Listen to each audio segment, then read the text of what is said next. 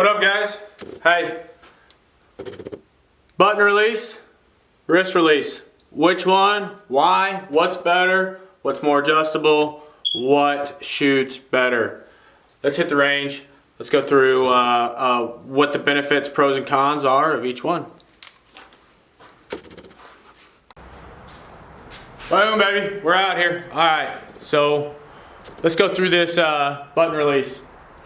Some of the big benefits of it is, I think, personally I shoot this one more accurately, consistently. Now, as far as under pressure issues shooting, I haven't really been in that scenario. I've shot a couple does with this guy. I've never really been able to shoot a big buck with a bow with a hinge or a button. Now, this guy, I have shot some big deer with, some pretty decent sized bucks at least, and it works. It's traditional. I mean, it's the traditional way to shoot that compound bow, and it gets the job done. Now, adjustability, man, you can do so many things with this. You got the tension, trigger travel. So the tension being how much pressure it's going to take to release that trigger. The travel, how much travel is going to be before you finally do release the trigger. 3-finger, 4-finger. This particular release will do that. Some of them, you know, have a solid frame, and you know, you get what you get. You get, you know, the adjustment on the thumb position, where your thumb's at your anchor point. So there's a lot of adjustments here. Not saying you don't get a lot of adjustments here, which you do. It's just way more adjustability, customizable with this guy.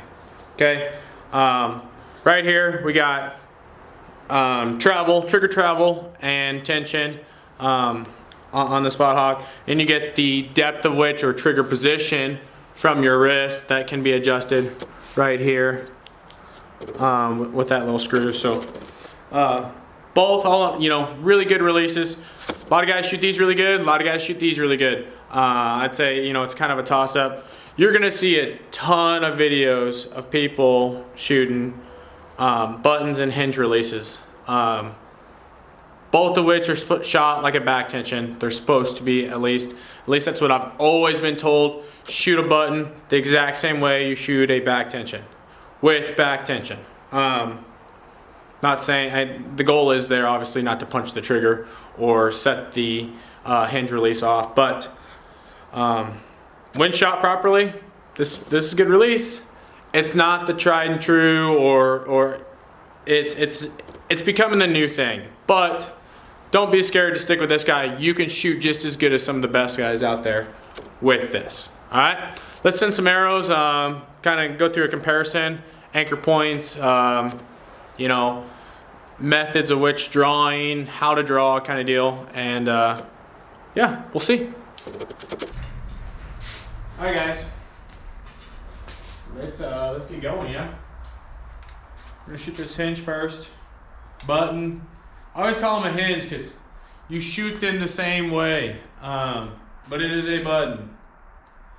So obviously we're gonna attach her there to the string, and then we'll draw back. All right, so one of the things you gotta be careful with when you're drawing back, I've seen it a dozen times with back tensions, even thumb, when you bring this thing across your chest, it may go off, and next thing you know, you got an arrow flying through the air to God knows where. So be mindful of that when you're shooting. Shoot safely, shoot in a safe place, good backstop, so on, right? All right. Now, one of the other things you'll notice is anchor point. Anchor point changes with these thumb releases or hinges.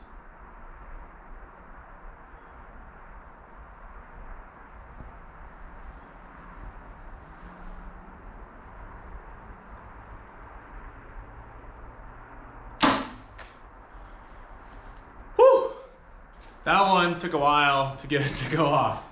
I was starting to shake, I was about to let down. That's another thing you'll notice. If you do any kind of competition shooting or have been to a competition, Vegas, Target, 5 spot, 3D, Guys shooting these, when they're shooting them the right way, it takes a lot to get this thing to go off. You're moving really slowly, trying to stay on target, on your pin on target, while you're pulling against that back wall to rotate this thing to release, right? So you're rotating, the goal is pinching the back, which is ultimately bringing your pinky side fingers down, rotating the trigger into your thumb. So let's send a couple more arrows, and then we will move over to the wrist release.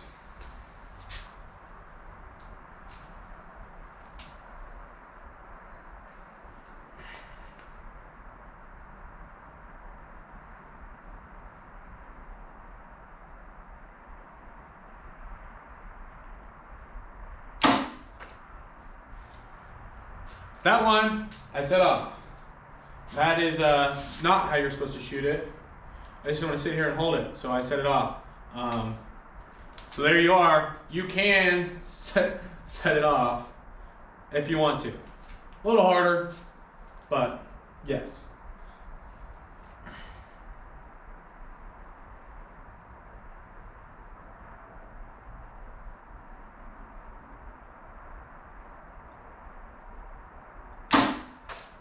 Ooh, might have just smacked an arrow. All right, let's go get these arrows and we'll go to the wrist release.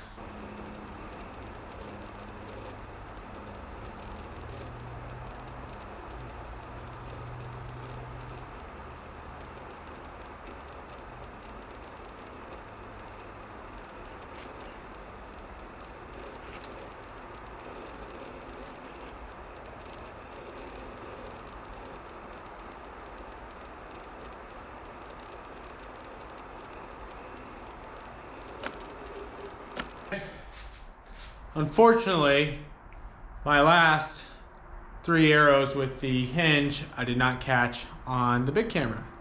So, we're just gonna go ahead and skip it. It was a good group. We're shooting at 40 yards, really good group for 40 yards. Get on to the old wrist release. You know, I actually don't know, kind of ignorant, I guess. I don't know what's the actual name, right? Wrist index release. That's what I've always called it, right? All right. One of the first things you'll notice with this is my anchor point. So my anchor point is changing with this. With the hinge release, I was anchoring kind of at the bottom of my jaw. That's where my nose, the gap between my nose and my eyes, right? Nose and eye to my peak. That's where it works the best. That's where, my anchor point is. If you're gonna shoot something, you gotta shoot it consistently, same anchor point all the time. Now, with this release, it changes, right? So you'll notice I bury my index knuckle in behind my ear rather than middle knuckle, bottom of jaw. That's just the way it goes with these. I don't know, maybe comment, some of you guys, do y'all shoot your wrist release the same as your hinge or button? I never have. I've always had 2 different anchor points.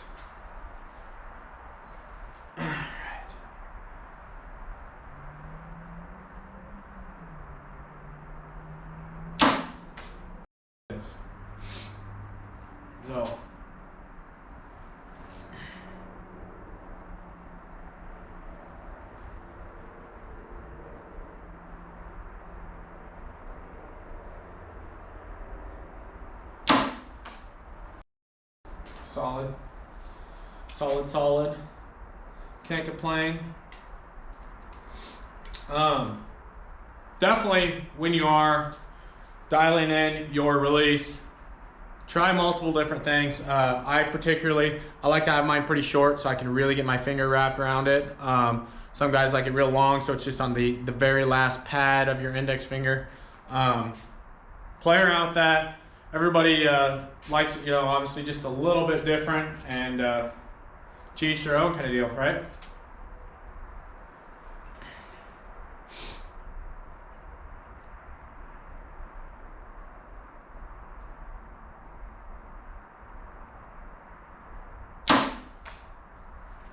Solid group. All right, guys. So that'll kind of conclude the video for today. Button release, wrist release, both of them are good. I think the verdict is you can shoot them both extremely accurately, and you will if you practice enough. That's up to you. You got to do that. You got to get comfortable with both of them. And then as far as field application, I'm gonna stick with. I think this is a solid choice. It's always on your wrist. You don't have to worry about it falling off your string or losing it, dropping out of a pocket. It's on the wrist. Yes, you can attach these to your wrist, but then you got the whole draw cycle. You know, accidentally hitting your hunting clothing or whatever with the trigger, this thing going off. Next thing you know, that booner is running away from you and you are screwed. It's a bad feeling. Been there, done that, right? But yeah, shoot them both. Tell me what you think, and like, subscribe. I'll put it somewhere on the video, and share if you found this information good. We'll see you guys later.